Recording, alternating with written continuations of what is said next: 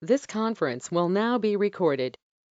Right, so we're going to configure AlwaysOn groups with the Cloud VMs, and we're going to run through this right from the scratch, how we can build, Active Directory, how we can join the servers with Active Directory, and how we can form the cluster group. On top of the cluster group, how do we form the AlwaysOn group? So we will run through right from the scratch. So let's build the network first, and we will create two networks, one for the AD, one for the SQL.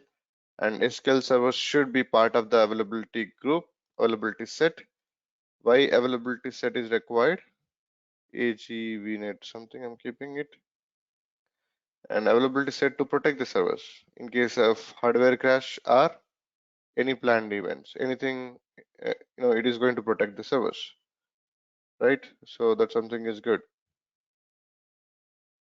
So I'm creating one network, two subnets in fact, AD subnet, one for the SQL subnet. So 172.23, 23.1.0/24. This is one of the subnet in that network. I'm going to add one more subnet, SQL subnet. Okay. And here I'm giving next subnet 172.23.2.0/24. Right. Creating the network. Then we need three VMs at least here. Two for the SQL AlwaysOn group, one for the Active Directory. So just follow thoroughly here. We're going to see right from the scratch. Basically, you don't work building the Active Directory, join the servers to the Active Directory, and you know the forming the Windows cluster group. That these parts will be done by the Windows group, Windows team in the real world. But here we have to experience everything, right? We have to do everything to reach always on configuration. It must be part of the domain. Then only you can configure the always on all that. So for that, we definitely have to do all of the things that we even don't do, but just follow. So I'm calling it as ADVM, ADVM. So I'm going to create this for the Active Directory. This no need to be part of the availability set for now for us. They'll create a lot of servers and make them under one domain group to give them more availability for the Active Directory also. That part is not our job. So we are talking about the product. So we will look at the product side, not towards Active Directory.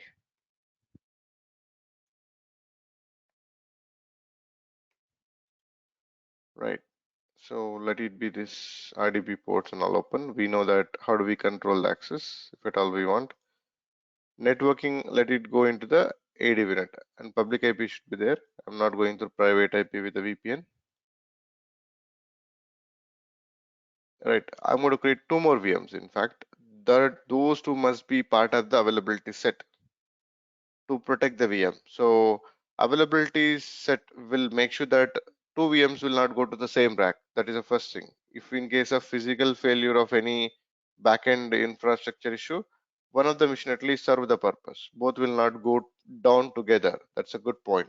It's an unexpected event basically.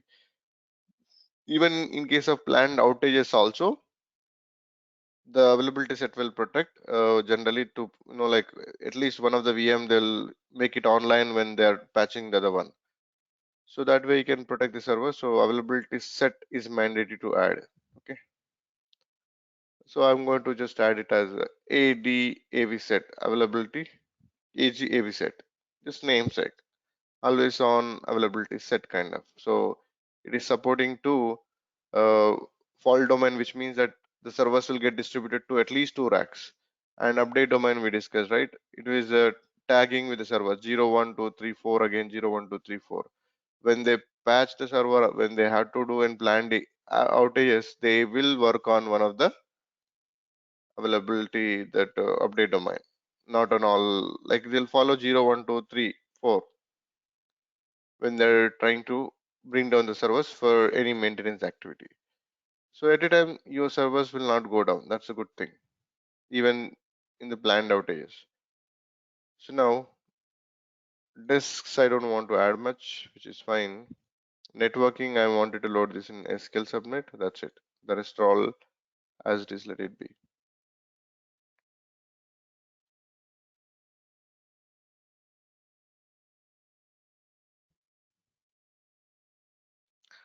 Right, I'll create the next machine.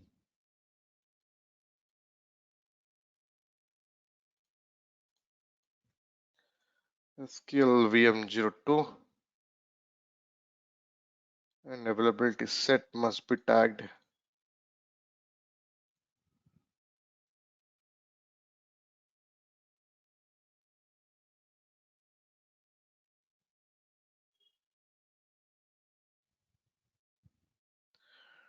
Right, disks again. I don't use SSD drives unnecessarily.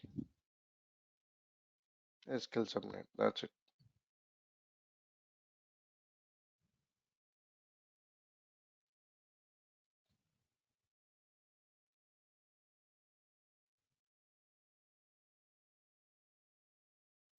Right, let these servers come online.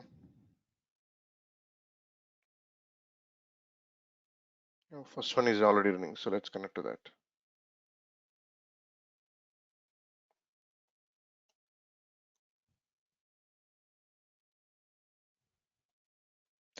So we are going with a default account as we don't have any domain as of now. So I'm going to build a domain on this server.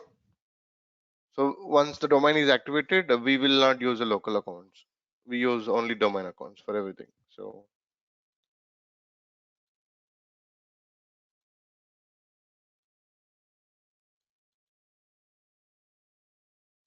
there is a notepad, guys. Whatever we're going to do, uh, we're going to, whatever the steps I'm doing, it is there in this notepad. So we are creating a VNet and two subnets. So VNet is 1.23 here and AD subnet 23.1.0 and SQL subnet is 23.2.0. So we are creating two VMs for the SQL and we are adding the two SQL VM under availability set to maintain fault domain 2, update domain 5. So availability set during the VM, we must set add the VMs SQL VMs to availability set during the creation. Add them SQL VMs to availability set is mandatory to protect the servers against the failures and planned events, whatever it is. And we are creating one VM for the Active Directory. This has been done already. So now let's see the VMs, other VM statuses. Yeah, at least this is up.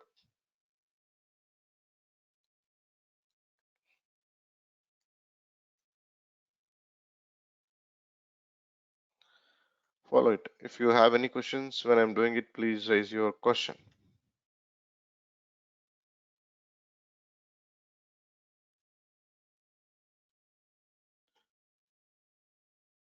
Okay, this is also online. Good.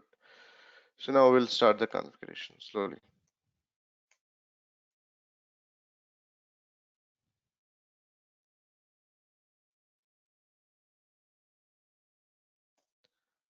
Right.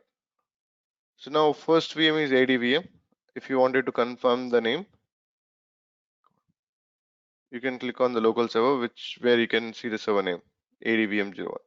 So I wanted to add Active Directory services here to build a domain, right? Add roles and feature. Click on this. Hit next, next, next. And here I wanted to add Active Directory domain services. This is important for us. And DNS services, name resolution services, right? DNS means. I'm adding these two services. Hit next, next, next, next, install. That's it. And you'll see that there are two features will show up here at the left side. And at the same time, I'm going to go this other two servers. We're going to install Failover cluster tool. It is mandatory to install. Without Failover cluster tool, we cannot form the clustering. It's mandatory tool. So still not up.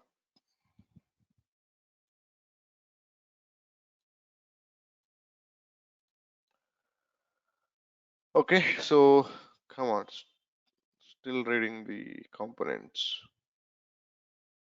I'm going to disable the IE here.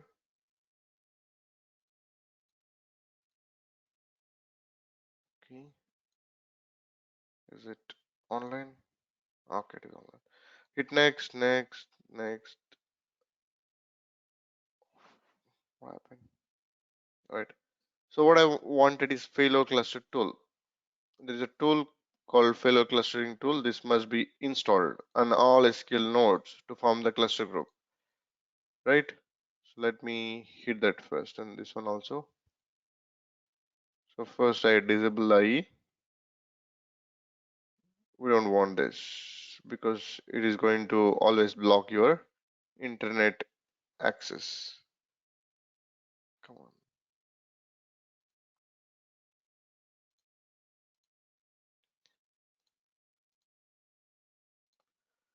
So installing the Failover cluster on this server as well. Right, it is going to take time. When this is taking time, I wanted to download SQL Server setups on both the servers.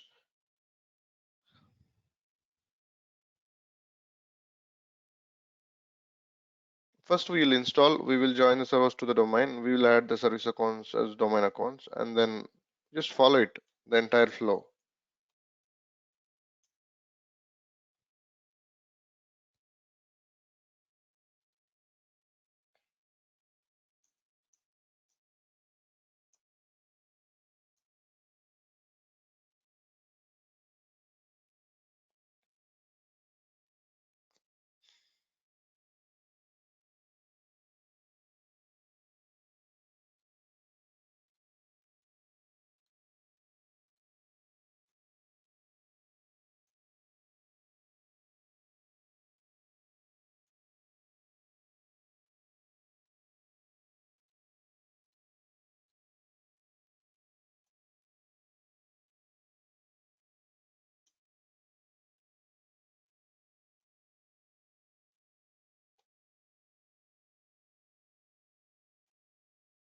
Right. You can give your details, no issues, no one will misuse your details. It's confidential and they do maintain. Microsoft side. Save it. Open. Run the download.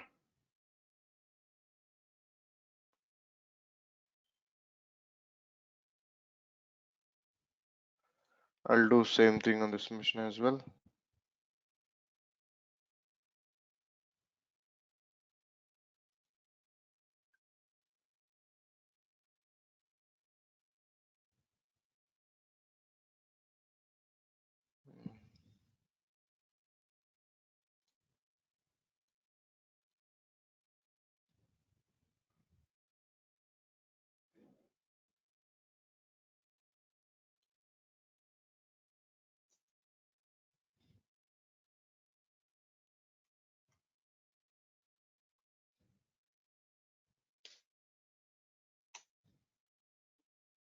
I copied that link when I was searching for it, so I copy pasted here. So it will directly come to the download page.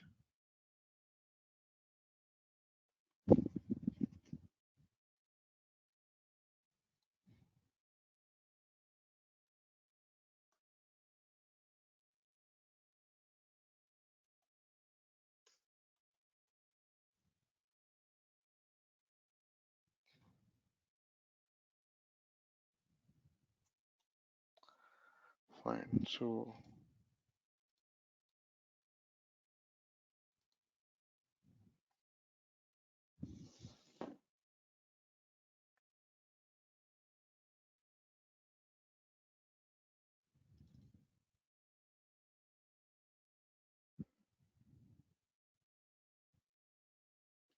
right, we are downloading this setup now, and then here also it is downloaded. Okay, download is successful. Good enough. So now I'll go to the downloads. I can extract and start the installation.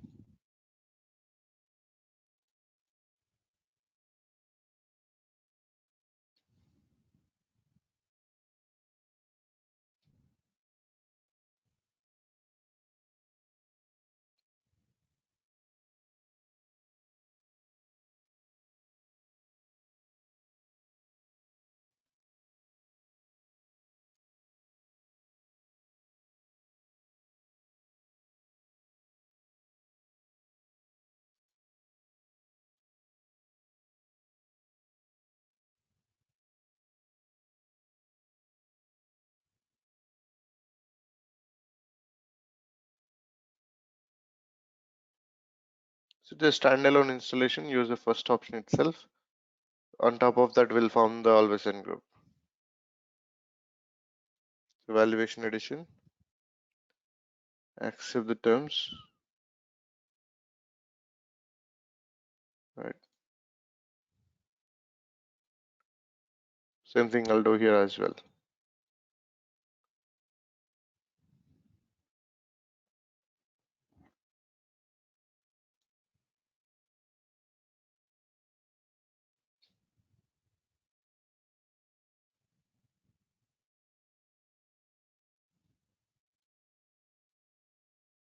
Yeah, and this is taking time. Here the domain services are installed successfully. You see this one, Active Directory domain services and domain name solution, basically domain name service, basically. So DNS. So now I wanted to promote this server to, this server is ADVM, where I am right now. So the installations are running here, I mean loading here, which is fine. Let's come back to this first. So come to here, click on the flag. There is a flag where you see this, warning symbol kind of thing. You enable but did not promote this server to domain server. So you click on this, and then what is the domain you wanted to create? I'll just create sqldba.com just for the sake. You can give any name, your name also, it is okay. sqldba.com, hit next. And this is something very important password for domain services recovery in case of any crash. This will be stored somewhere in multiple locations as a secure password. Okay, this is not our job anyway, but that has some value behind the scene.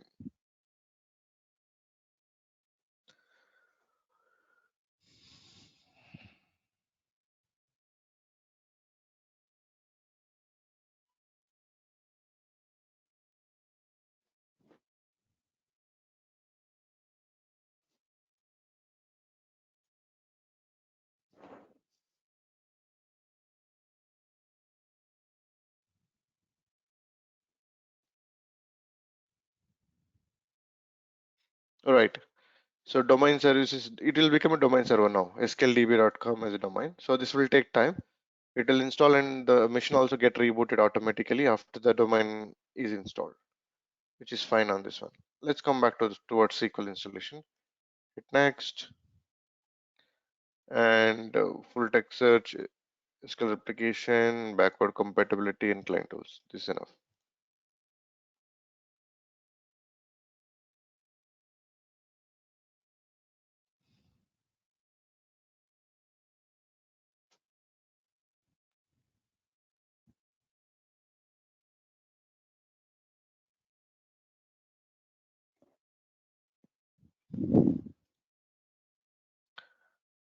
Make it automatic and grant value maintenance task. I'll go in the mixed mode. I have to recover this access when I join the servers to the domain, so I need this installation in mixed mode. Data directories and MDB max, all that, let it be as is. I'm not worried about that. Right.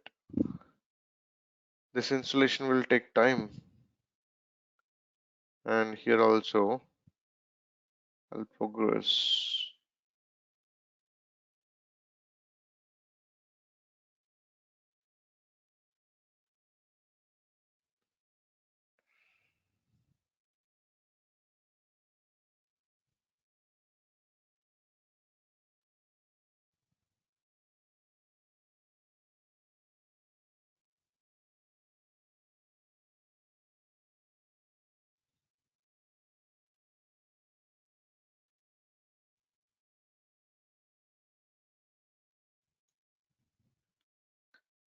Right. Installing again this one also in mixed mode.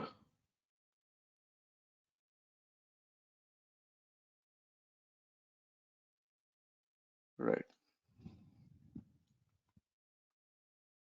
When this is getting done, see, domain server is gone. It went for the reboot. I would download SSMS also.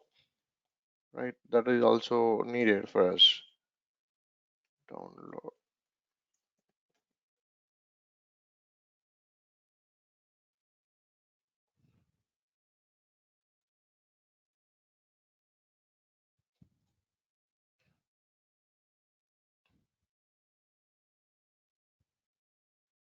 I'm copying the link, not to search again here also.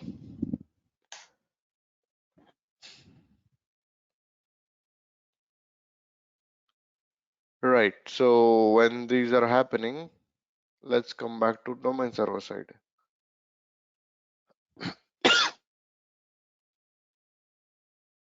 We have the first VM we treated as a domain server, right? So here we install domain services.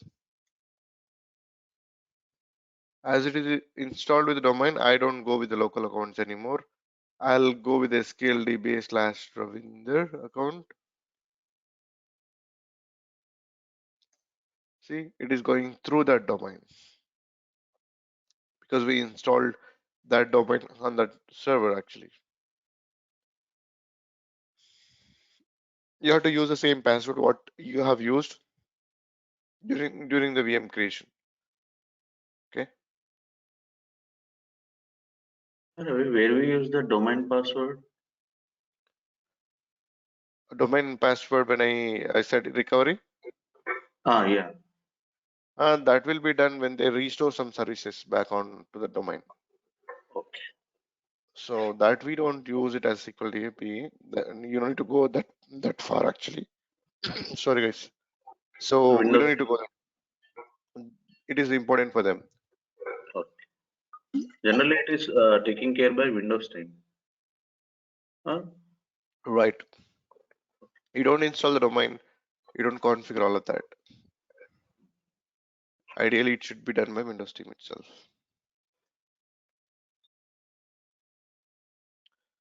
Fine.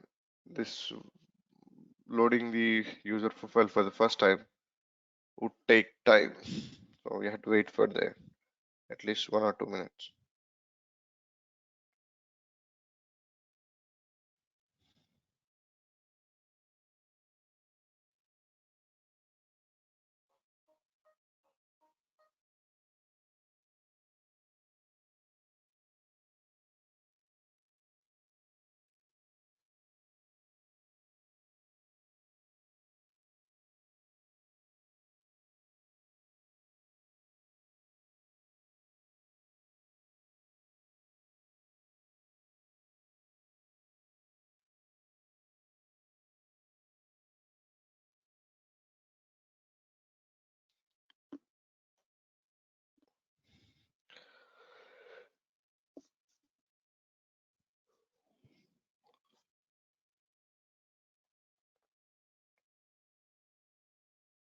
Come on, it's taking still time. Good. If this is done, I start the SMS installation also. Still going on. This is usual. You have to wait till it get loaded.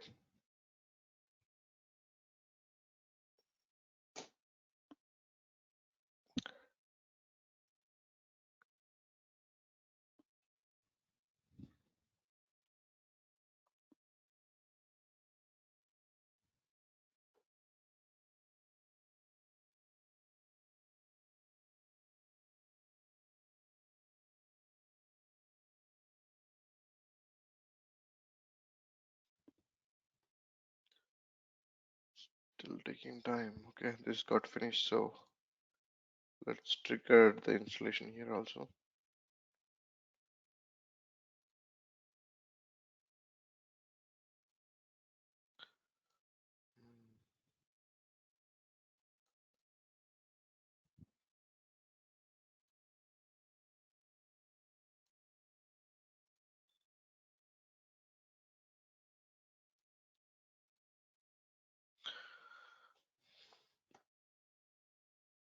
Still spinning the wheel. Okay, we have to wait. There is no other way here.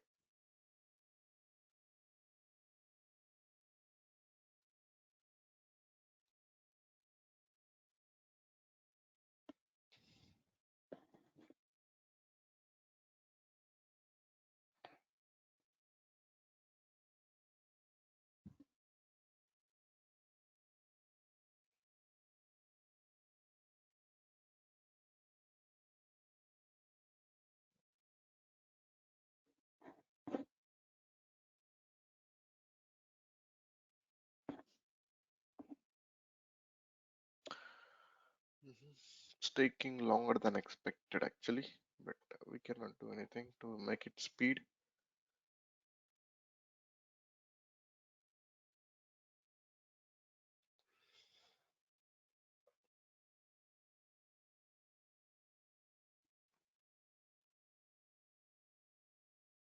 Right, it got loaded.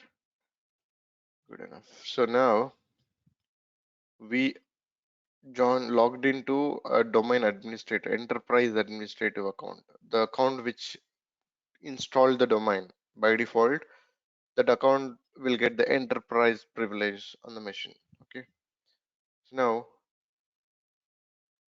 right, I wanted to create service accounts.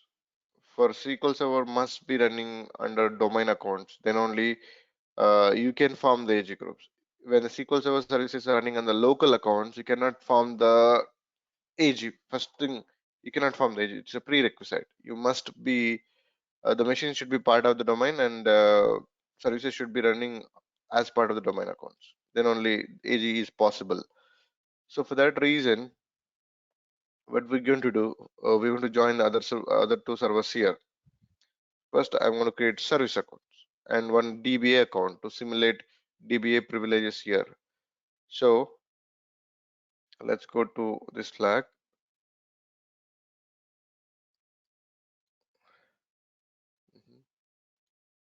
It's not yet up.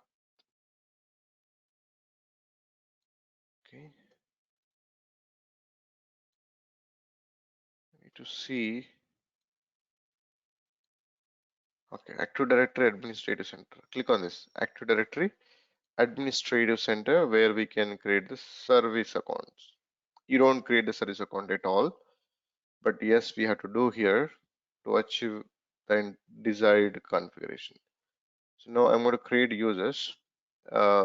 Here, SQL Service 1, SQL Service 1.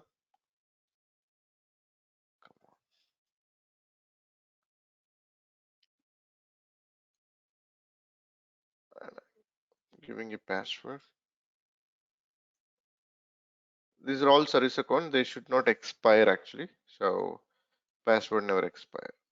We are creating one service account. Right, it got created. Now I want to create one more for other node.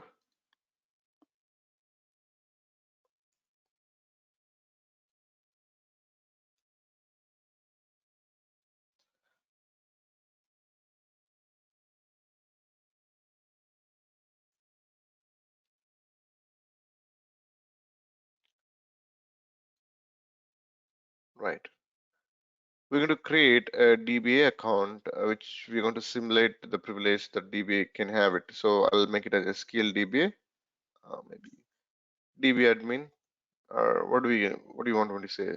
Just DB admin is it's equivalent to SQL DBA account in the real world.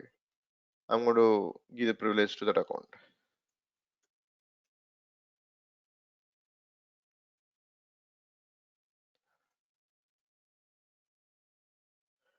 Fine. So I'm also here telling the password should not expire, or else if I don't use it, user must change the password when they log in, right? So now I'm creating a DB admin account, which is equivalent to SQL DB account in the real world. Okay, that is equivalent. Now DB account need to have one extra privilege to manage services. Okay, I mean to create the cluster group, to create the AG group, which will build an object in the domain. So we need to give a one special privilege to that user. So we have to give the extra privilege to that user. How do I give? Go to the properties of the domain, go to the extension. It is recording, guys. Every step is recording. You can do it absolutely as I'm doing it. So click on the properties under the Active Directory Domain Administrative Center. Click on the domain, then properties. When you click on the properties, this window pops up like this. Click on extension. Okay, click on advanced. When you click on the extension, click on the advanced. Under advanced, you will see some more options here. Okay, add a user and select the principal. The principal is DB admin, and all our SQL DBA accounts must be What was the account name? Was it not DB admin?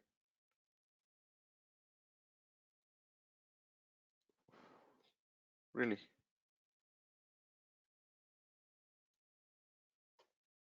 Okay. DB. Oh, come on, please. That was a mistake, right? AMDIN. I'll recreate then. DB admin. Okay.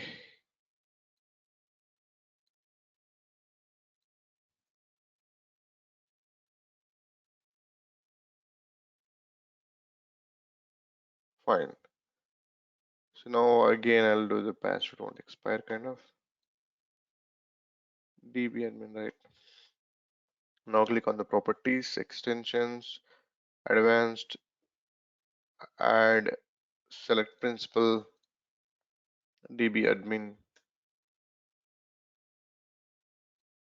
Right. Now as a DBA, you must have create computer object at the domain level. This is the mandatory permission should be given to SQL DBA group account in the real world. Here I'm giving the privilege with the individual user, and we will assign this privilege to group where we will be part of.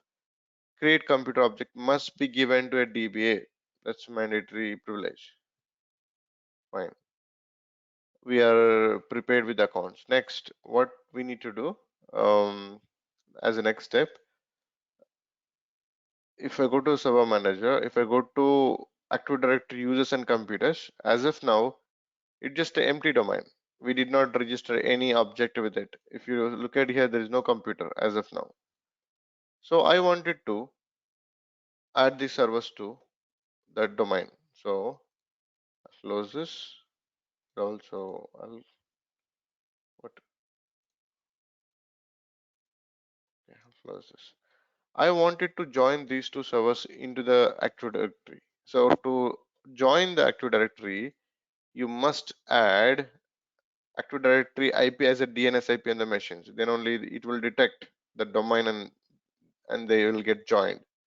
So what is a domain Active Directory IP basically? IP config 172.23.1.4.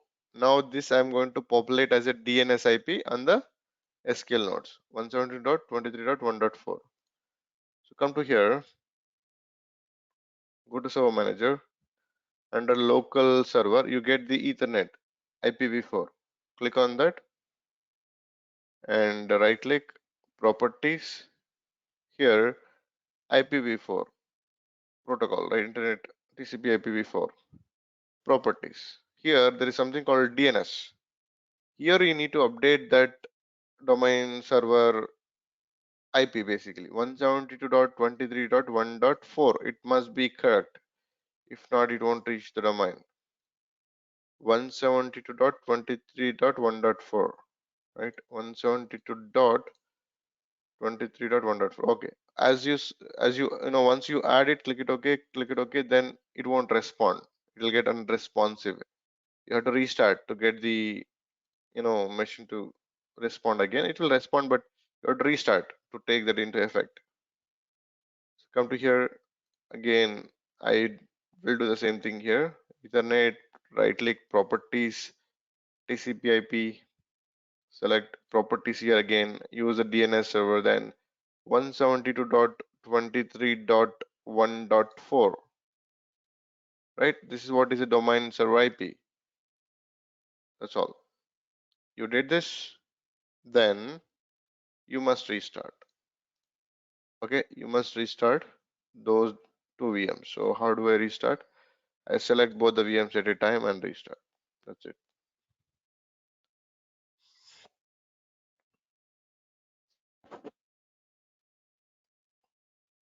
They'll get restarted. Okay, so I don't need this anyway. It is going to the retry anyway. It won't happen. It is going to the reboot, right? Restart is still happening.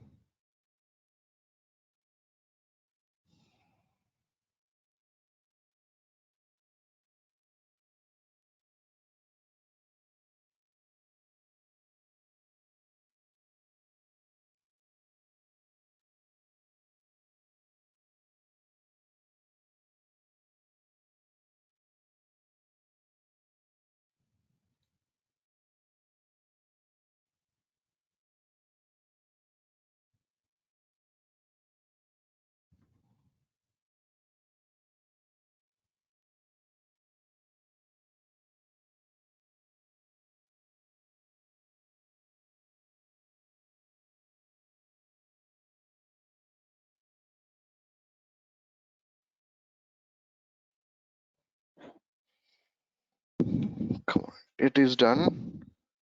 So let's connect again.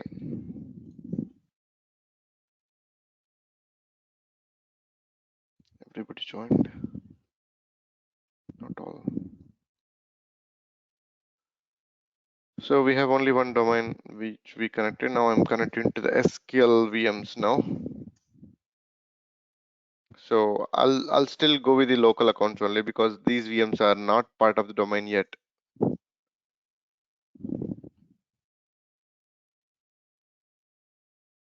Let me connect to the VM.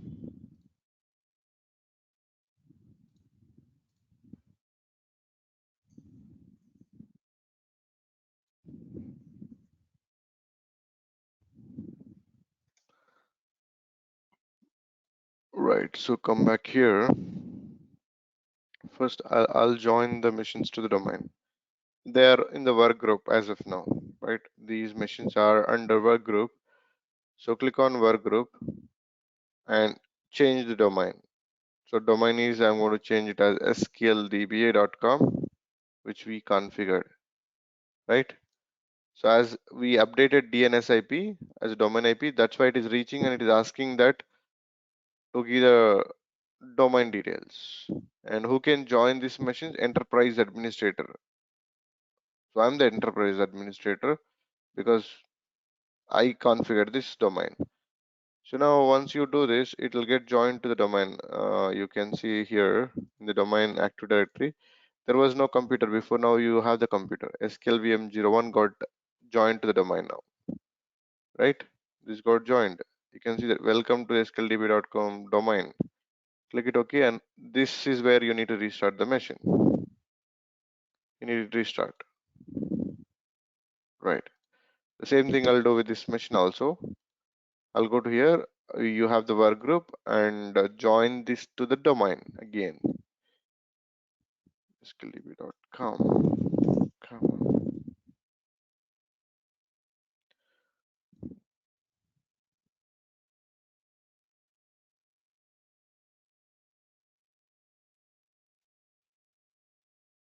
Right. It goes to the registration. Now you would see this machine also in the domain as a one of the host.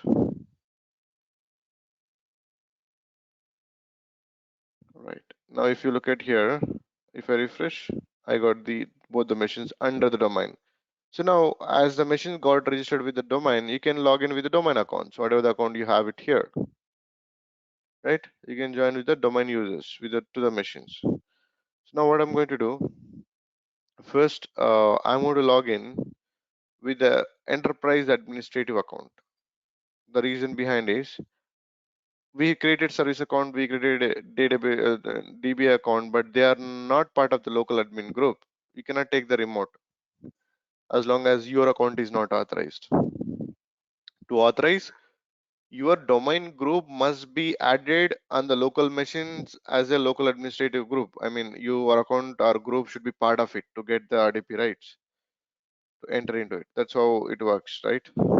So now I'll log in to this machine, okay, using the Active Directory. I mean the domain what we configured, and with the enterprise administrator. In fact, sqldb slash Ravinder, and this account is actually the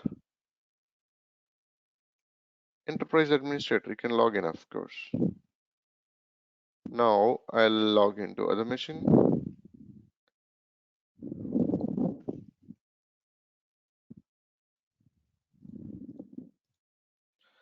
Right, again we are going to log in through the domain administrative account. Right, these are all valid because these machines are part of the domain. That's how it is accepting a domain account. Now what I'm going to do, I'm going to go and add those accounts to the local administrative group. Tools, computer management. Under computer management, local users and groups. Under groups, you'll find it. So this is a computer management, right? So now go to the local users and groups, click on the groups. Under administrator, I'll add the accounts. So when you join this one, domain group is by default added. That through this group only I could log in with my administrative account. So first SQL service one, I wanted to add it. It is valid. SQL service 2 and then DB admin. That's it. You will add and the other machine also.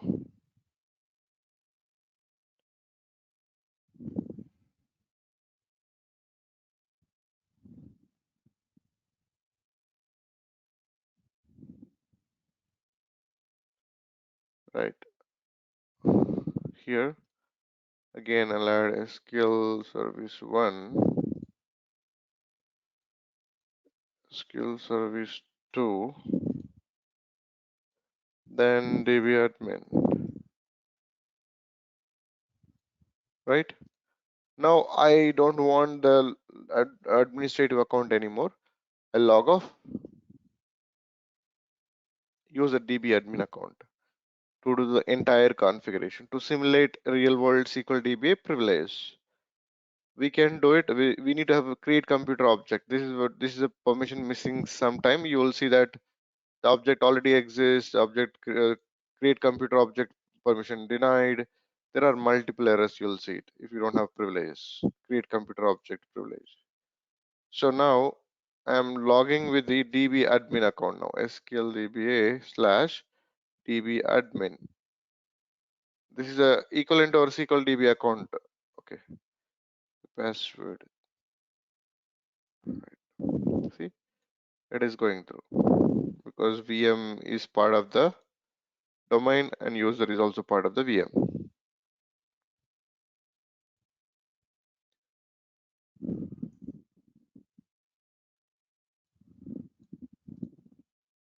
SQL DBA slash DB admin and the password.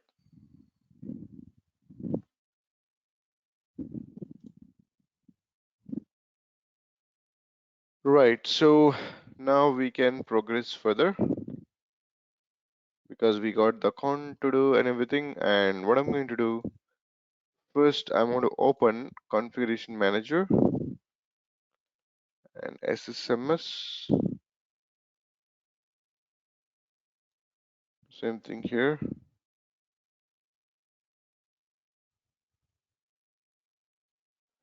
Now we will start the actual things towards SQL. So now if I come back here, first thing is first. So now if I go to here, the services are not running under domain. We should make as part of the domain. So at least SQL Server service must be under domain. Agent is okay, but this service must be domain to form the AG group. So now I'll go to the properties. I'll change the service account to domain. SQL service 1.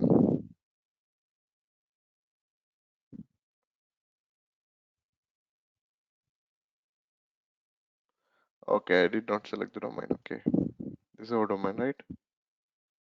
Right. Now I'm giving the password what I have given during the creation. Domain password it is. Okay. Right. This require a restart to change the service account, which is okay.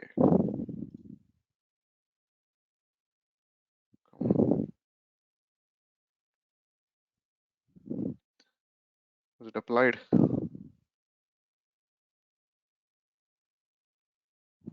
Right, it is applied. Now I'm going to apply to the agent as well. Agent is not mandatory, but yes, we do apply just to, if we have a domain account, we can take the backup outside of the machine. Whenever you're taking the backup to network shares, you need to have a domain account. If not, it won't detect the network shares. And you will be limited to take the backup to local machine only. That is a problem. So you need to run the services under domain, so domain can go and write the backup anywhere on the network shares on the network paths. Right, so we need to apply the same thing in the other machine. Right, here also I'll talk about this connection and all, but let's change the service account. This is a mandatory thing. You guys following, right? Everyone say Yes, something. sir. Yes. Yeah, please raise your question if you have it, because it's not for myself. I have worked on this many times, so it's for you guys. So if you have anything in your mind, just speak out and maybe we can discuss.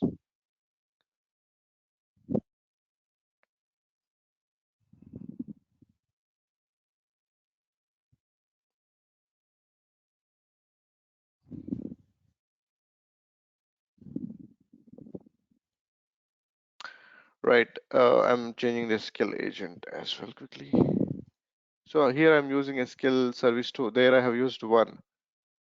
For AlwaysOn group, you don't need to run the services under the same account on all the machines. It can be different account also. It is fine as long as the account has a privilege. If it is a clustering, you should have the same account everywhere. That's a, that's a mandatory thing. Domain account should be same across all the nodes. If it is Windows clustering or SQL clustering, I mean not AG kind of, but AG the accounts can be different. Now come back to the SQL connection. Can I connect to the SQL Server? It's a domain account which is a DB admin account what I logged through. Will it see here SQL DBA slash domain DB admin? Will it connect? It's a question. No, No, it won't. Why it won't? correct. Doesn't have the we did not build it through that account. We did not add that account, this account. When we install the SQL Server, this VM itself is not part of the domain, right? So now I had to recover it. So how do I recover it? I installed in mixed mode, so I can connect through this account. I can add the domain account and recover it. So now you see this one, there is no domain account as a login. Now I'm going to go and add the domain account. What is the domain account? I need to add it. DB admin with sysadmin privilege. That's it. You recovered domain account. Now I don't need this anymore. I have to go to Windows. You got it, right? Super privilege. Now here also the same situation you would see. You cannot connect, right? Ravi, what is the SA password? Like where we keep? We installed SQL in mixed mode, right? When I installed a SQL Server, I installed in mixed mode, which means it's an SA account. You don't know that? Password is Mixed. given by it. Yeah, I yeah. have given. Password. Okay. When we do the mixed mode, we do give the password, right? Yes. We can recover also, even if you don't have a password and all. That is a different story. I don't want to run through different scenario now. Even you don't have any account, you still can access, recover your SQL access. No one has access, but still you can recover. That is a different scenario altogether. Now I can connect with the domain. Now let's start the AG group on top of it, right? You don't have enabled AlwaysOn feature must be enabled on the instance before you can create the availability instance. To enable AlwaysOn, open the configuration manager and select the properties. It is clearly saying that go here and properties and go to the AlwaysOn availability group, enable it, apply and restart. That's how you have to do on both the servers. Else it won't participate in AlwaysOn, right? This must be enabled and restarted the service. If not, you will see the errors. Go to here, properties, always on, enable, apply, click it OK, OK, and restart. Now, to form the always on, at least we must have one database. Okay, so I need to just refresh. It's not restarted yet. It's not right. Come on. Right. So now, if you look at here, it is low. It will load here, and you don't have any always on as of now. Now, if I go to this one, the same thing here also. It will just respond to that. It is loading at least.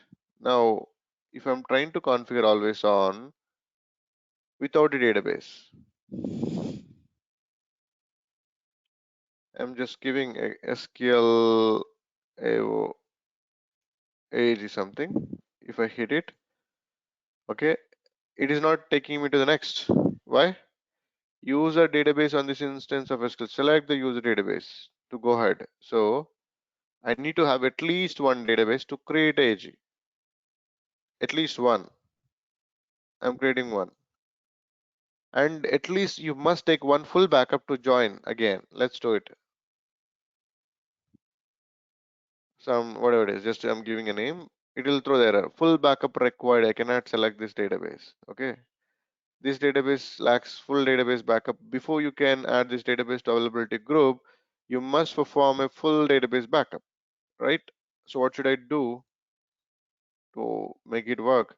I have to take at least one full backup of this database, right? So full, done. Now what I have to do, I can configure the AlwaysOn now. Before I do this, let's me show that this is a domain server, and in the domain you see this one. Before I do this also, there is one more thing I have to do. What is that? I need to configure Windows cluster group. That's another part I missed it, right? So failover cluster group, you must form the cluster at the OS level first. This is OS level cluster. To form the cluster, you can go to action, create cluster, okay? Or you have the option create cluster, either of it. You go to here, click on the create cluster, or you click on this. Either of the options will take you to the same wizard. There is no difference. The only big difference between the cloud and on-prem when you form the Windows cluster group is you have to add only one node when you are forming the cluster group. You should not add the second node. It will run into a lot of issues if you do that. So I'm creating, hit next. I'm creating one node. So what is this node name? Basically where I'm forming the cluster, Sql VM01. So I'll form the Windows cluster group with the one node. It's a mandatory. Sql VM01. You should not add other one. Once the one node cluster group is formed, you can add any number of nodes after it. But first, you definitely have to add one node only. So it is detected because the VM object exists in the domain, right? It is detected. Hit next. No need of validation as it is AG. If it is a clustered, yes, you need it. And here, a Wind AG group. Just I'm giving a name like that. Windows AlwaysOn group kind of. Just giving a name, whatever it is. This is a Windows cluster group name. Hit next. Right. So it is IP. It is not asking us to, in on-prem configuration. It will ask the IP here. We have to enter one IP for the Windows cluster group. It is not asking, which is not good. That's what is a problem with the Cloud VM. So it does a dynamic allocation. So dynamic allocation, the machine IP it will pick up. Let's see. So when it is configuring, it will build an object in the domain. Basically, here it will build a domain. For this, you need a create computer object. This is what a SQL DBA needed. Failover cluster virtual network name account. What we just created, it is created an object like a computer. All right, it got finished. Now you will see this. See this? Actually, there used to be an issue. It got resolved on itself. Fine, as long as this is not an issue, which is good. So there used to be IP conflict in, like, it is a bug actually. There used to be a IP conflict. You had to assign an IP which is not being used, but it is picking up in the background. It is not even letting you to enter an IP for it, which is fine. Now we have to come to add the nodes. We have only one node in the cluster, right? No roles as of now. One cluster. I wanted to add one more node. What is the other node? We have SQL VM02. Actually, when you join the servers to domain, it will enable the Windows firewall on the domain level. This will block the communication. You have to disable it. Domain network. You don't need this. Active domain networks, you disable that, right? I have to do on the other machine also.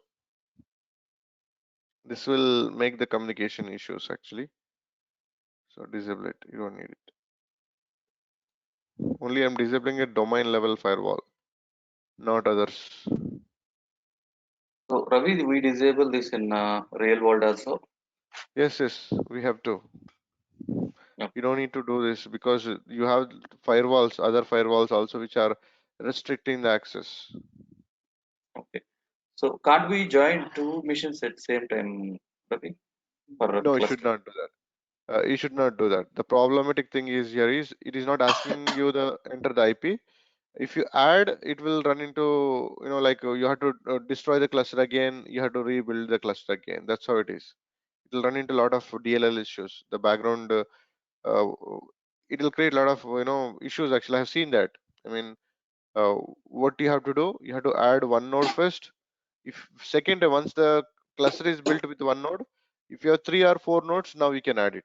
But first time when you configure the cluster group, one node only. Okay. Right. Now this node is also getting joined.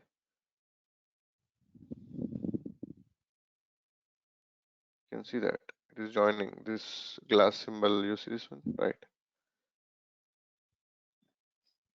Now you form the AG group, good enough. Now you go and check the properties. It will detect that cluster group. See, it is detected automatically. Now I form the always on group. This is something cluster group must be there on top of it, always on. Now create availability group, new availability group, right? Hit next, and I'm giving something, anything like SQL AG group, AO AG, whatever it is, whatever the name I wanted to give it, I'm just giving it. And health, database health detection. You know this? If one database is corrupted, it does the failover. Basically, it is in 2016. It is given this option. Type, So click, Ravi. yeah. Uh-huh. Cluster type is external. What it is? Uh, it is non-external. None means you without a clustering. If you wanted to form the AG without a clustering, Windows cluster group. External means you're using a cluster group, right? On top of it, the services, you're using a cluster group, which will make your AG to aware to do the failover. If it is a none, you can go with a none also. You don't need a cluster. You don't need a cluster. But when the one node is down, there is no automatic failover. Automatic failover is not possible. When you use a cluster, external cluster only for the AG, the OS will instruct, okay, this is gone down, you take the role. So the failover in the AG is coming through the OS, not from the product. Okay, product does Yeah, not Ravi. know. Product does not know why we need a cluster. Basically, why we need a cluster. Cluster knows what node is actually active, what node is actually secondary, and all that. Where the owner of that particular service. If owner is gone, it will instruct that other one. Okay, this is gone down. Take you the other role. Kind of. The failover comes through the OS, not from the product. Okay, it's external. You need it external, of course. So test. What is the difference like Windows cluster and SQL cluster here? SQL cluster means you're joining multiple SQL layer cluster. Windows cluster means this is a Windows cluster group on which you Yeah. added 2 nodes. Hmm.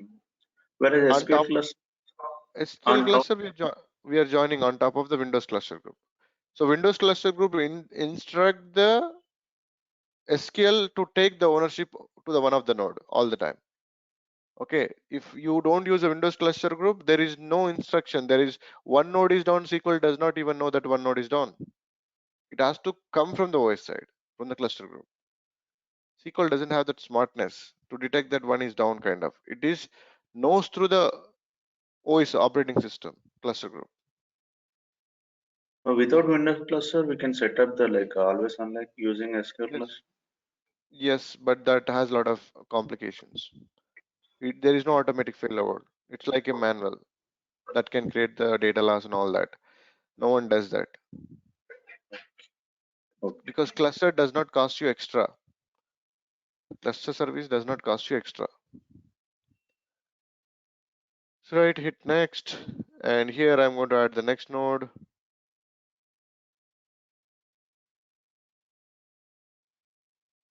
Now you see this synchronous commit. I wanted synchronous commit. to come, you have, come on. Now you see that there is a no means there is no licensing will apply to the secondary. You cannot read it, you cannot do anything with the secondary. Read intent only application can read. When you read intent only, there is licensing cost applies. Yes, also cost licensing cost will apply. So if you wanted to pay for only primary node, use the no. Secondary cannot be readable. Then in that case, no licensing. If you use application intent, applications can read it. So with that, you get the licensing cost. Okay. If it is yes, you can take the full backup. You can take the log backup. On the secondary, you can run the check DB to maintain the database consistency check all the time, whether database are healthy or not. You can do on the secondary itself. No need to flood on the primary. So S will give you little extra benefits, but there is a cost involved in it. Hot standby. Right. So No means we are failover. not able to connect the secondary, I think. Uh-huh. Is What it was that? correct? If readable secondary no means we are not able to connect, I think. Yes, we cannot connect. No means you can connect, but you cannot read anything. You can connect. Why not? It's a SQL Server service. You can connect on the physical machine, but you cannot read anything. It will not let you to read. In fact, external. Just a minute. Do I need to restart the services? External means it will pick up that actually. Just a minute. What's going on there?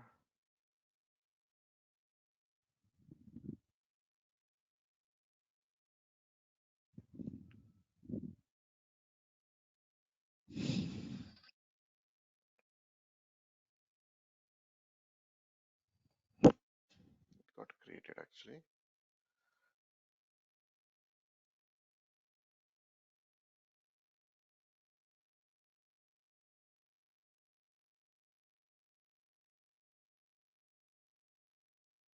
Just a minute.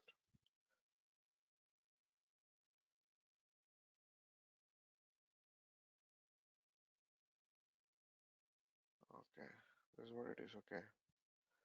So this is a new one which you need to use it.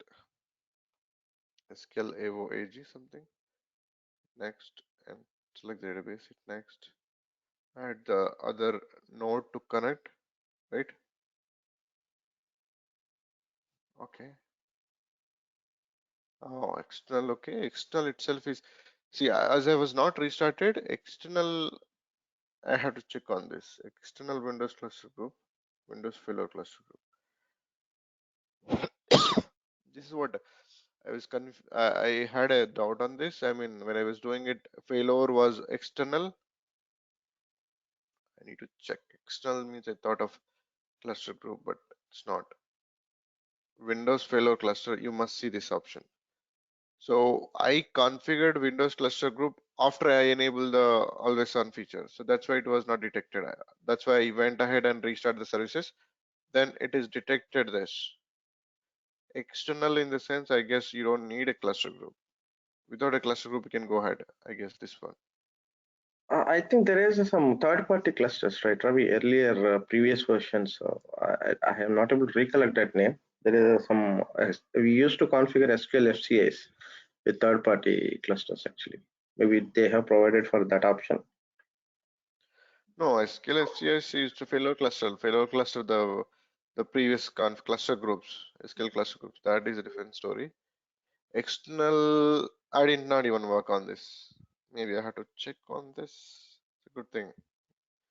I got into my notice. I'll check on that.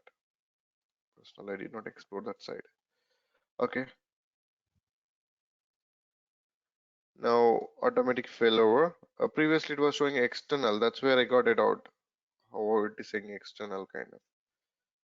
Maybe what you said, I need to check on that actually. Maybe external means the vendor specific cluster maybe. When Microsoft has, why they allowed external, I'm not sure. I need to check. Right. Next, endpoint.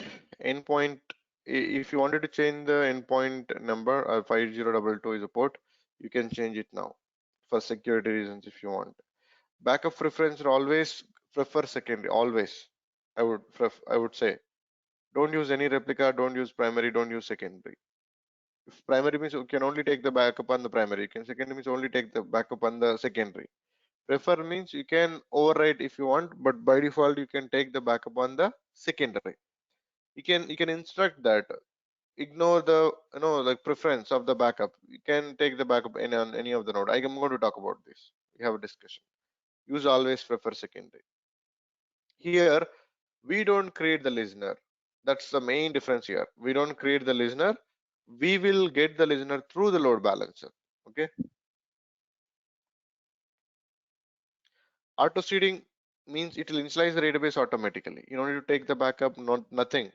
It will initialize the database absolutely automatically. So if this one, you have to initialize the database through the network path. You have to give the network path to it. So you go to here. I'll create a backup path. I'll share the backup path with everyone.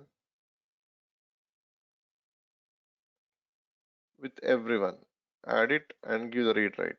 Or else you can give the without that, you can give the service account read write.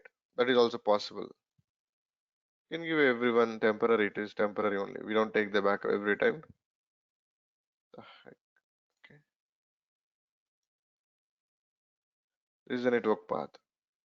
So there are three types of data initialization in the AlwaysOn. If I use auto seeding will be used for the large databases where you cannot take the backup and restore. Before that, there is a lot of backup chain is generated kind of. So for the 10 TB, 20 TB databases, you cannot take the backup and initialize it manually because of the window. You cannot give it kind of.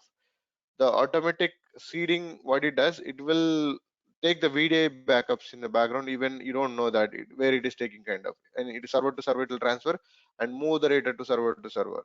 SQL Server automatically creates databases for every selected secondary replica. Automatic seeding requires that data and log files path are the same on the secondary servers. It should be same. The directory should exist with the same amount of free space. Then it does the installation. You don't need to do anything. I'll show you how you can do this. First, let's go with this. This is the one I'm giving it. I'm asking the system to take the full and log backup there, initialize the databases into the AG. But if not other cases, you take the full and log backup and restore and just join only when you're doing it. There are three possibilities you do it. Okay.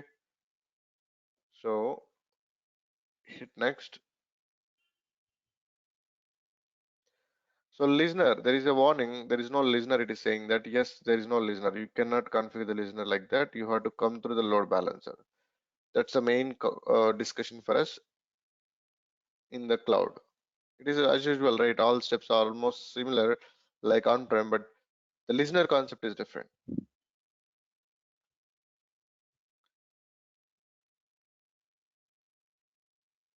Oh, this is good. Something went wrong.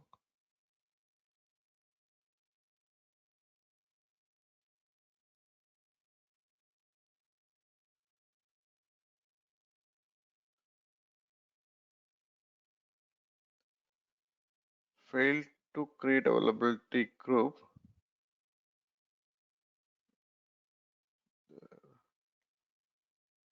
Cause of the create availability group command. What failed to create? Because I attempted twice or what? Failed to create the Windows server. Resource with the name SQL. Really? Did not form the role? Why? Did not do anything then in that case. Just a minute. The resource type is not registered. The cluster may have been destroyed and recreated again. Disable and enable always on in this. Oh, come on. The problem thing was I enabled when there was no cluster, right? then it got detected. So now it is creating the mess. Okay, I have to disable, understand that error.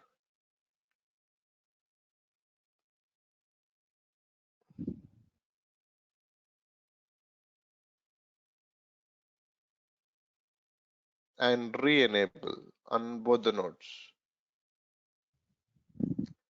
Because I enabled, then I formed the cluster, it was not able to get that information into the service. Okay, makes sense.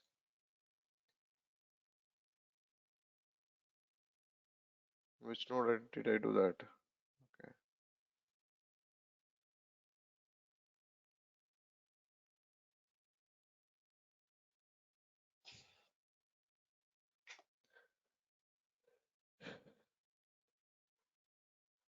The error is clear, guys.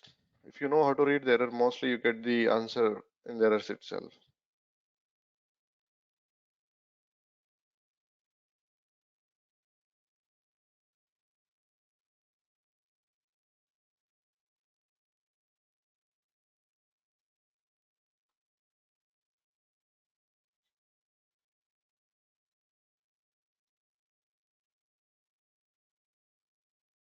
Fine, so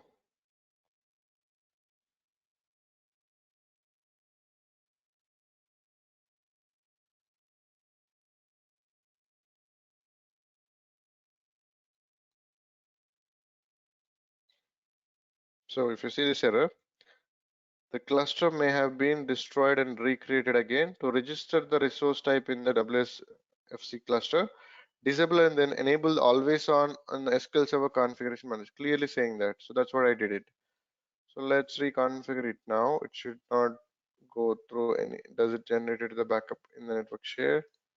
Not yet. So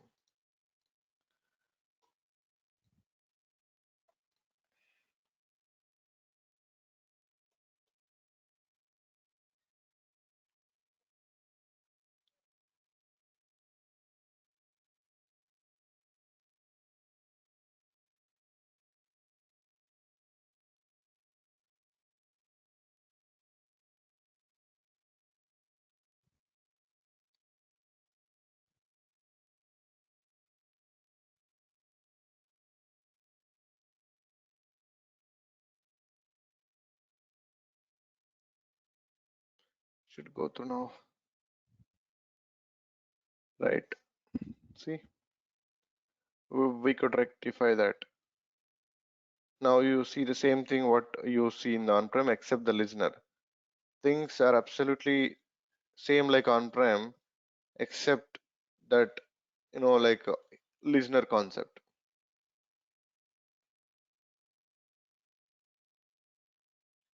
You get the secondary and all this. You can only read from here, right from the primary. You can see it is secondary. You can see from here it is primary, right? You can write from here, but I don't have a listener. Now come back to actual different discussion called load balancer, internal load balancer. This is where this come into picture. Load balancer. We discussed internal load balancer already, so I'll move on quickly. INTLB. You can give any name. It doesn't matter. We don't use this name anywhere except the load balancer IP. So I did deploy the VMs under basic because by default VMs go into the basic tier. We discussed IPSQ go into the basic. Internal load balancer. Okay, basic and internal load balancer. Hit next. And here add front-end IP configuration. What is IP you wanted to give it to front-end? LB IP, LB IP. I can give any name. IP. And subnet, SQL subnet, static. I wanted to add 172.20.2.10. I'm giving one of the IP. Or it should be 23. Yeah. So I'm giving one of the IP from the SQL subnet, right? 2.10. You can give any IP which is available out of that subnet. Right. Next, backend pools. What are the pools? We have two SQL servers into the pool.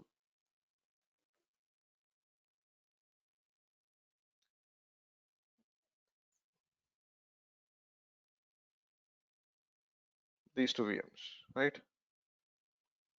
Add them. Right. Next, inbound, you don't need it. It is internal. Absolutely. The connections are internal. Review and create. That's it. So next, you have to enable one floating IP configuration that we will see. That's the main important component of AG. Ravi, what is the difference internal and external load balance? External we have seen, right? Everybody can access from the public internet. Okay. It will get a public and public IP. We have seen even geographic load balancer also on that day.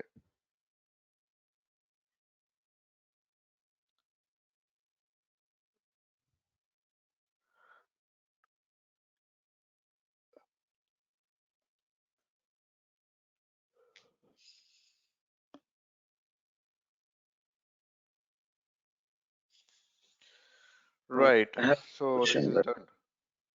Yeah, please go ahead. Yeah, one server is on-prem, the other one is in cloud. So we need to create two listeners. No two listeners, one listener only, but two IPs need to be given to the listener. It's a multi-subnet cluster. So If you will get two IPs to the Windows cluster, two IPs to SQL object. Hmm. So now, come on, it is not showing yet.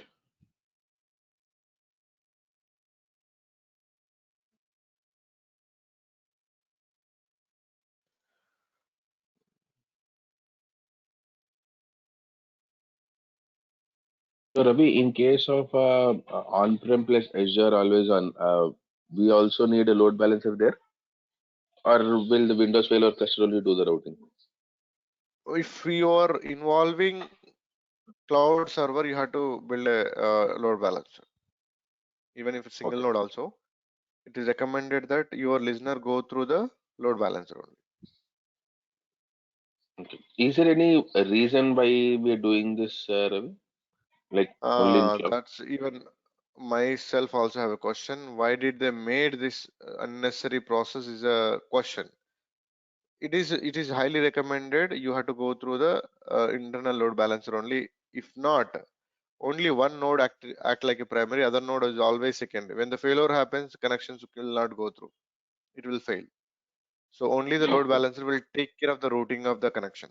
That's what is defined, and that's how it works in the cloud. Why did they made this different dependency? I'm not really sure. Why? Because within the VM there is a cluster, there is a SQL cluster group, and you can give the listener there itself. Why to make this dependency is really, like, even I did not like this way of doing it, but they have defined it. We have to do it. There is no other way around for this.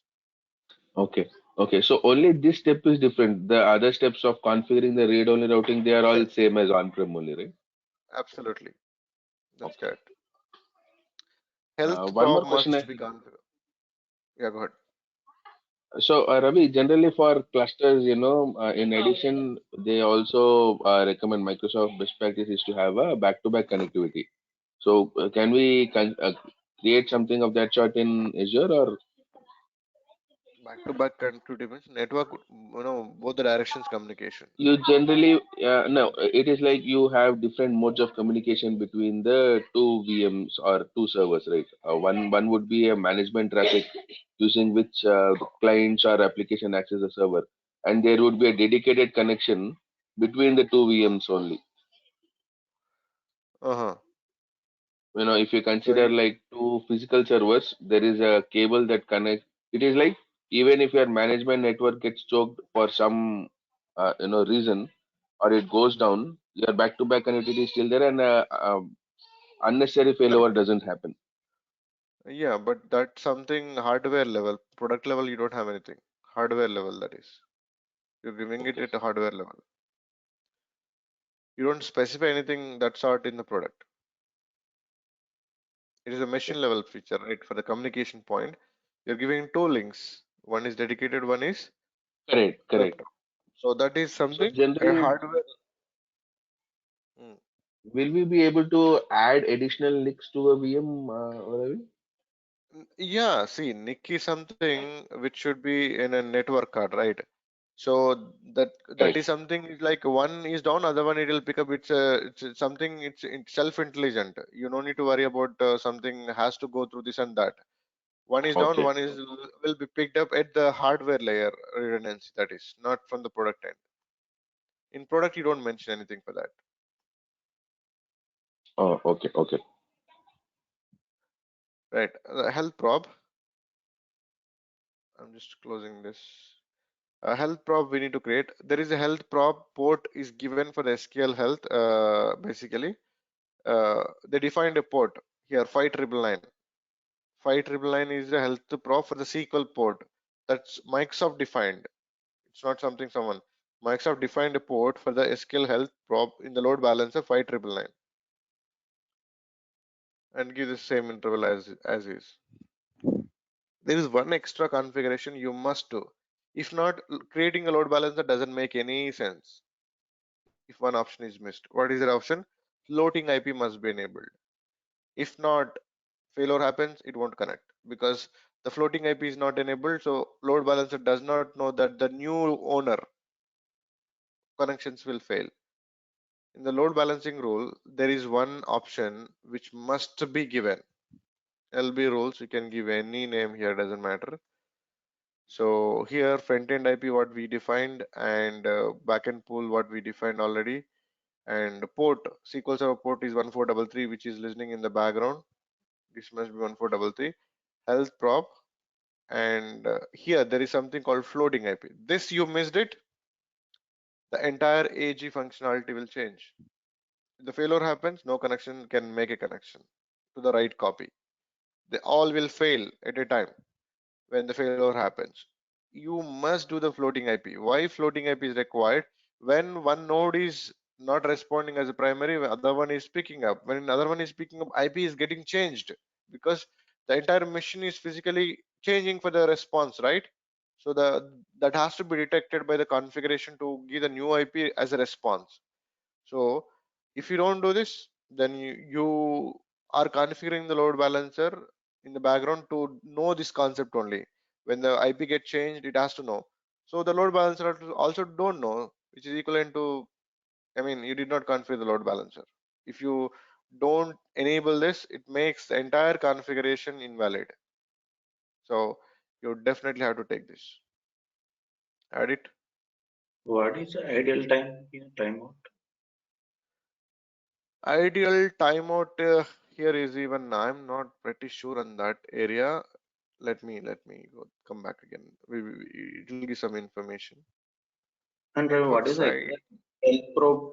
Actually, what it? Health probe is something which will initiate the failover in 5 seconds. 10 seconds is the maximum time it does a failover. If the current node is not responding because it is down, how does it know that failover happened? Health probe only will tell to the configuration. Okay, this node is down and it has to be failover to the next node. The health probe Just will like take that. voting But process, like yes, heartbeat kind of thing. Yes. not. If you come back here, what is idle this thing? Keep TCP IP HTTP connection open without retrying a client. So send keep alive message. Okay, okay. Back and forth, are you available? Are you available? Kind of thing. It does not do. A request is requested. It will try to submit. It will try to submit for the next 4 minutes. It does not go back and okay, it is not available. Kind of. It will try in the background to make a connection. If this is expired, the connection will expire. 4 minutes. So it's a handshake mechanism.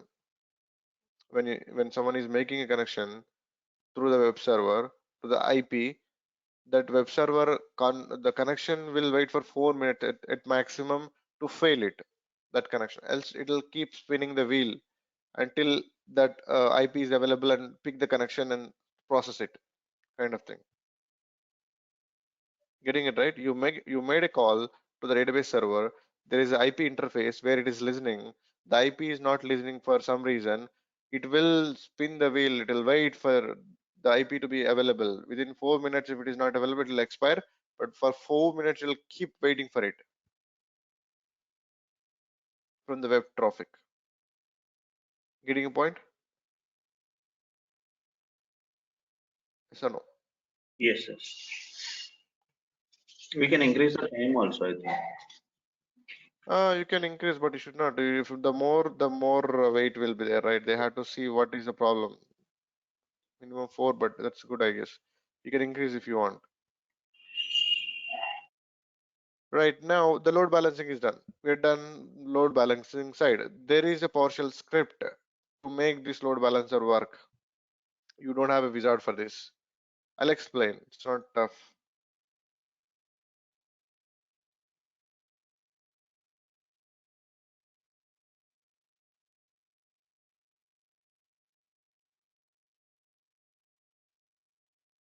Right? This is what it is. So, what are the IPs we defined in our case? Cluster network name. What is a cluster network name? Come to here on the cluster Windows cluster. Pick up properties, whatever the name you have it, just pick it up and paste in the script as it is. Don't do anything. And IP resource name. IP resource name, you have to build it again. So you have this SQL AOAG and you have to create one access point here. Go to here, okay, and go to add resource, create client access point, and I'm going to create as a SQL listener something and giving a name. SQL listener. Hit next, and finish. It will create a resource. So this one you must tag with the load balancer IP. You create one access point. That access point IP and the load balancer IP should match. That's the two things, will bind up. It will bind up on this one. Apply. Actually, what it does, access point, like we are adding Access this. point. Access point is like you are binding the load balancer and the access point together. The load balancer will make the connection to access point. Access point will make the connection to SQL in the background to the active node. That is hierarchy. So if bring it online, it will come online with the load balancer IP. Now this will listen on this IP. The load balancer will contact the what? Your access point. Access point will contact the SQL Server, the active node. Active node is the owner node at the moment. That's a sequence basically. So And now, on-premise, it required access point. no, on-prem you don't need it. Only in the cloud. So there is some next parameter is IP resource name. IP resource name is this. You go to here, properties of this, however it is, just copy paste as it is. IP resource name. And the load balancing IP, what is our load balancing IP? Exactly. So keep it as it is 2.10. That's it. No need to do anything. These three parameters you have to change. Okay. Then probe is 599, we have used it, and subnet mask might change in the real world. This thing, how do you check if it is the same thing or not? Here it is a subnet mask. Whatever the subnet mask you have it, change in the script. It is also very important. The rest is keep it as it is.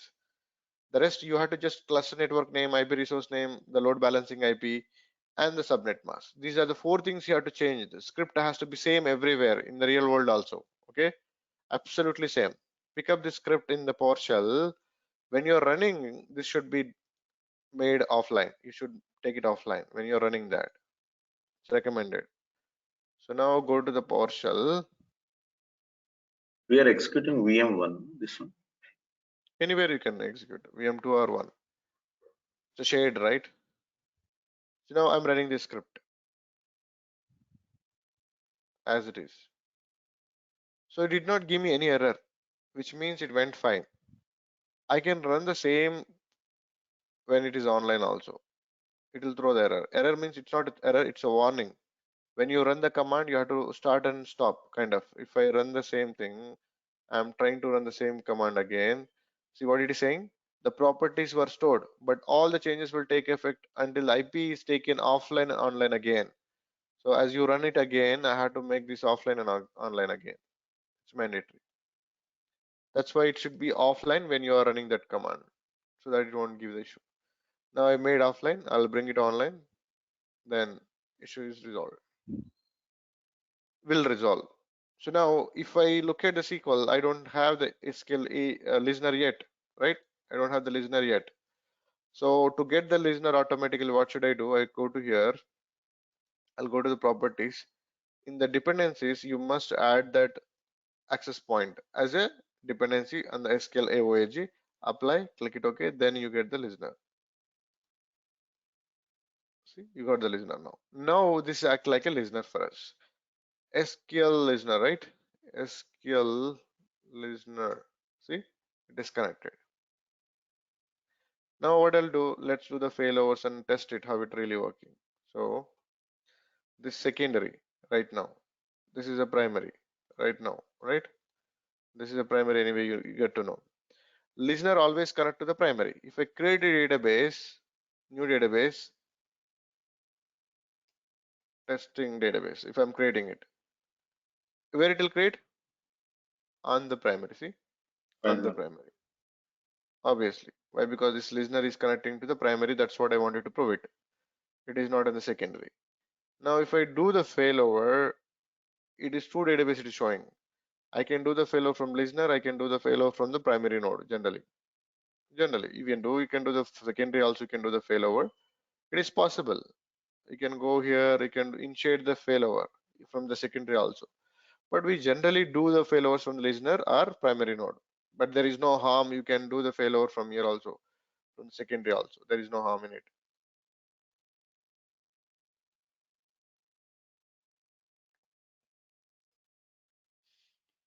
Right, now the roles have been changed. Now we can see this primary and this is secondary. If I refresh this one, it's a secondary. Now if I refresh, how many database I should see? How many I should see through the listener? Only one, right? Because the current primary has one. Right. See, it is connected to the current primary automatically. Is it clear? So failover, that's it. Once you form this entire thing, things are absolutely same. It's a one-time configuration which is different, but management-wise, maintenance-wise, absolutely things are same. So next, on the AG group, I wanted to talk one more last thing. A role check. If you wanted to run some jobs on AlwaysOn, you should create the jobs on both the nodes, right? On both the nodes. Then only, if the failover happens, jobs will not get disturbed. So to run the jobs, okay, let me run the backup job for the case. Go to the management, go to, I have the directory called backup here, right? Just for the sake, I'll use the same directory. I don't need this. I will let it be, not an issue. Here also I'll create the backup directory. Was it backup or backups? Backups.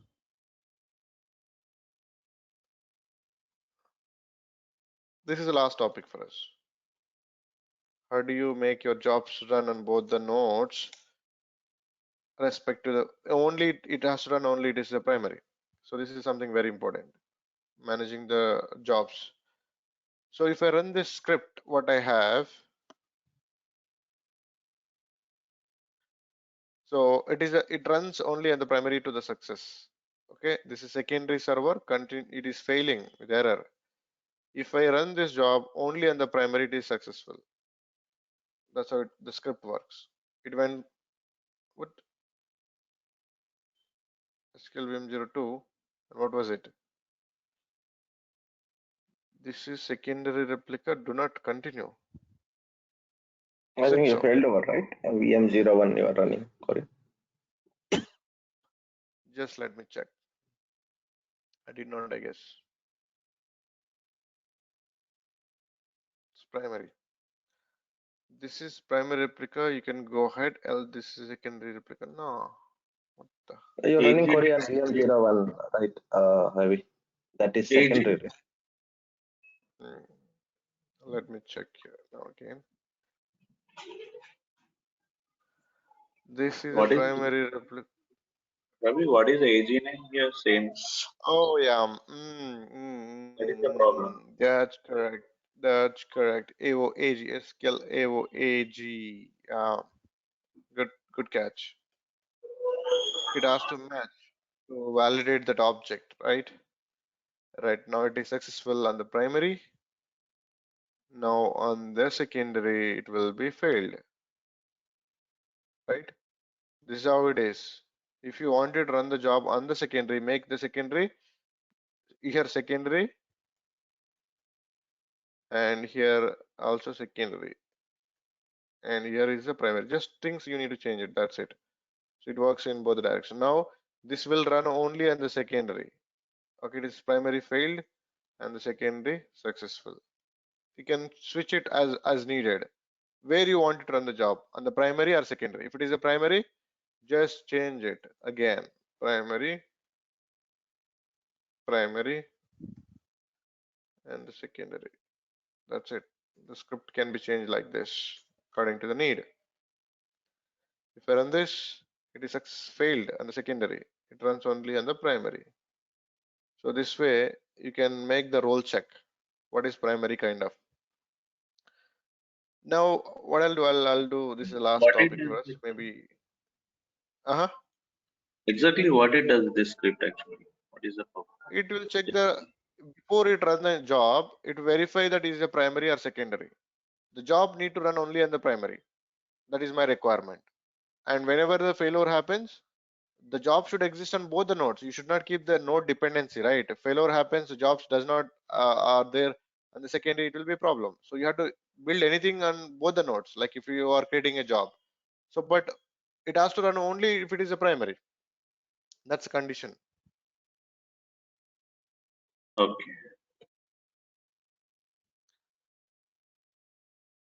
Just to back up something. So Ravi, do you mean that we can use this code to append to the job step to ensure that it runs only on production Yes. and it fails on secondary? Yes, yes. Yeah, I'm going to Okay. show that in live.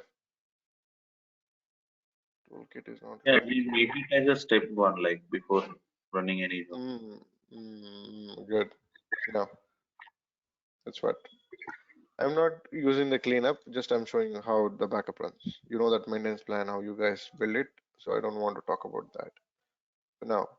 So now I'll go to here and make the backup to, don't need subdirectory. I wanted to keep this backup location here.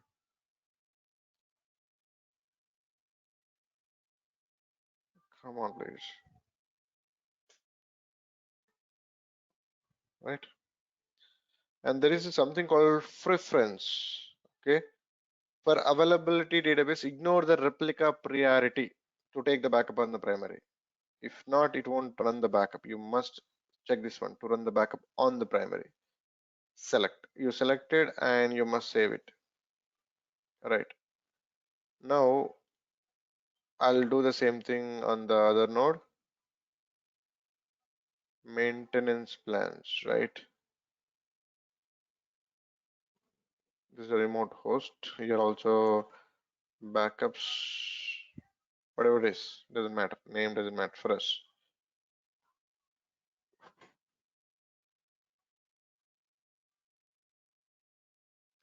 Here also you have to keep the same option. Okay, and that is you have to select this all the time. Ignore the replica when database is not online. So now give the same directory what you had, right? And ignore the replica because when it is primary, there it runs. So that's why you have to definitely select that. If not, it won't handle the exception. Now, where the job should run? When it is a primary. If I run the job here, it run to successful. It is successful. It should be. it is successful, and you see the backups in the location, backup location.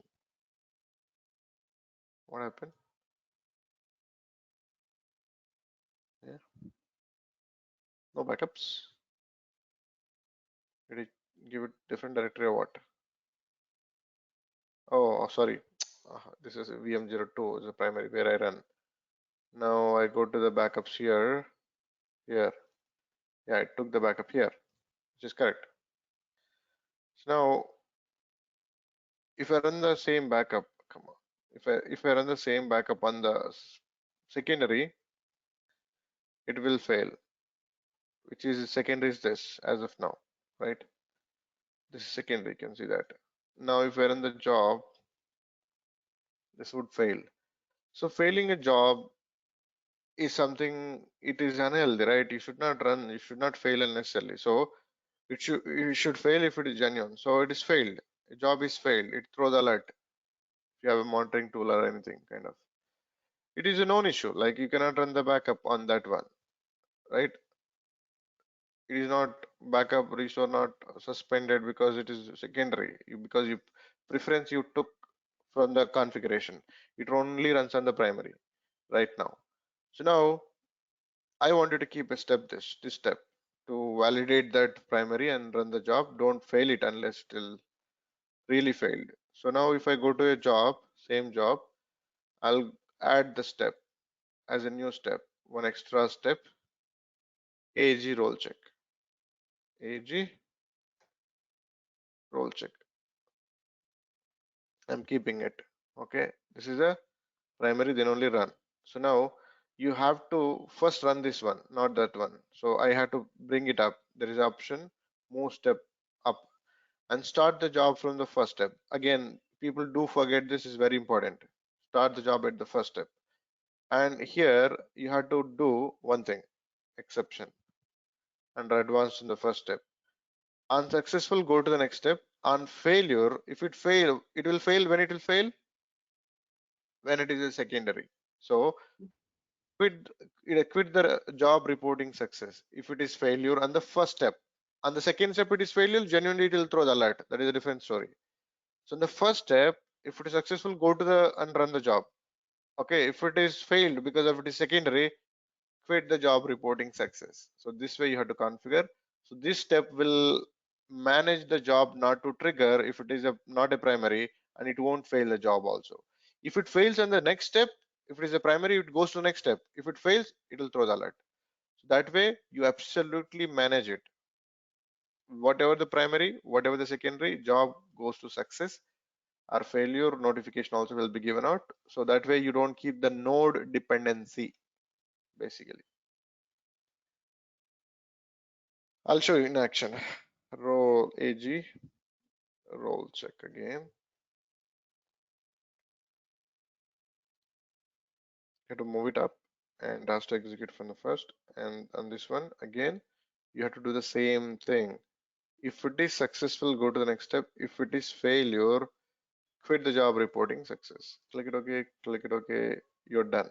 Now, if I run this, it will go to success, obviously. It goes to success. Why? It is a primary. It is a primary, it goes to success. Now, if I run the same job on this one, it should fail, right? But it won't fail. Why? Because it is actually failed on the first step. If you go to the job, it is showing as a warning, and it is failed.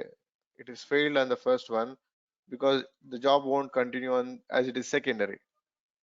So if I do the failover again, if I do the failover,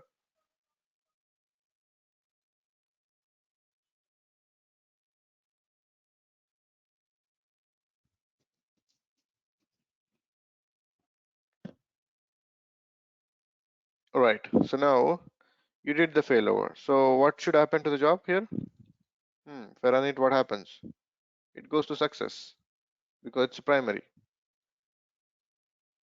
This way, you make the nodes identical in terms of job also in the AG. If you don't do this, you have to make one node as a primary, always keep a preference on that one. It goes to successful. You can see that it went to success because it's primary. Now this is a secondary now. This one got secondary. Now if I run, this will go to success, but not, it won't run in the background. It will go to the warning like this. This failed in the first step. So you have to build the job on both the nodes. Still, it is maintaining in the background for you with a role check. Where you want to run the job, there only it runs all the time. And you don't have a failover dependency, node dependency here. Any node, it will pick up the job. Got it? With this, we are done with the AG configuration cloud VMs. And I'll share this notepad. You can do it practice. Okay. This is very important, especially. Any questions? Just one question, Ravi. If one node is on premises, what is the difference? Like where we need to like change a circle? In terms of job, you mean to say?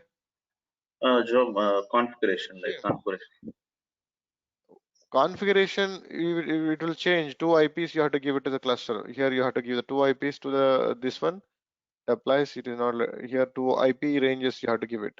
Basically, there are two IPs you have to give it, and the listener also should get two IPs. Like you come to the listener. This is our listener concept here, right?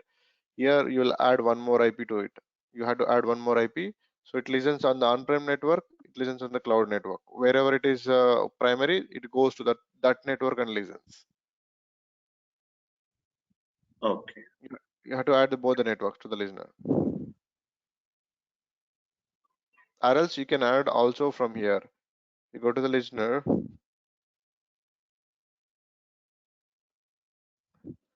Properties. It won't. It is not letting here. Here also you can add a new IP.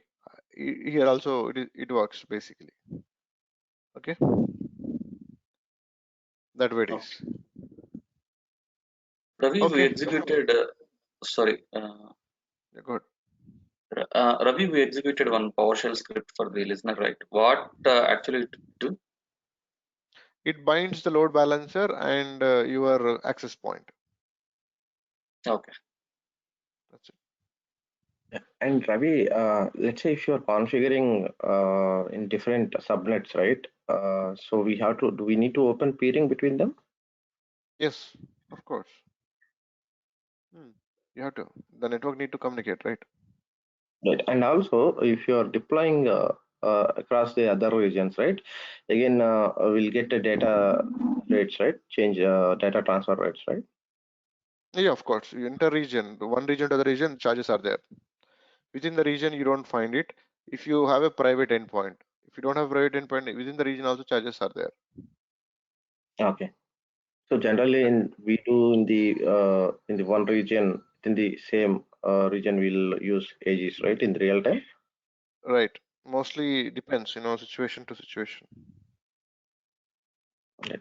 Can be Ravi, different and one region. more final question that related to clustering, right? SQL FCI, if I want to configure, right, we have to use the same process, right? Scale set. We have to deploy in the scale set deployment only, right? SQL FCI won't work in the cloud. No one configures because these are all purely VMs. FCI Okay. need RDMs, physical drives. These are all physical, all VMDKs, what you get. So your IO is killed there itself. You don't get the IO. So Okay. whatever they promise, even 20% of the IO also they cannot give you because it's not a RDM. It's not dedicated disk. Cluster need a dedicated disk, but it's not. So you won't get the performance. No one configure the FCIs in the cloud basically. Right. Okay. And that external is there, right, Ravi? That is for, I think, Peacemaker is there, right, in 2017 Linux. Maybe that is for their. Right, maybe that is could be possible. Yes, in Windows and Linux, AG can be formed with that, I guess. Yeah, maybe I could recall that. Yeah, that's that could be the possible one. Yeah. Any other question? Ravi, if you want to add the users, we need to like on domain controller or like It is a domain, on-prem domain users. If it is a VM, IaaS services all will integrate with on-prem domain. Only the PaaS services won't get integrated with on-prem domain. You have to come with the Azure Active Directory. That is the only difference. If it is a VM, all your accounts, on-prem accounts will work on the VM side. like if any user want to access this server, so we need to add in domain controller in that. Yes, domain account need to be added on the cloud VM. They can access it because the VMs are also in the same domain. Domain account that can access on-prem domain account if they are added into local admin group on that cloud VM. Yeah, just a minute, guys. This conference will now be recorded. Any questions from anyone? If not, I'll close. I'm Security is closing at now. a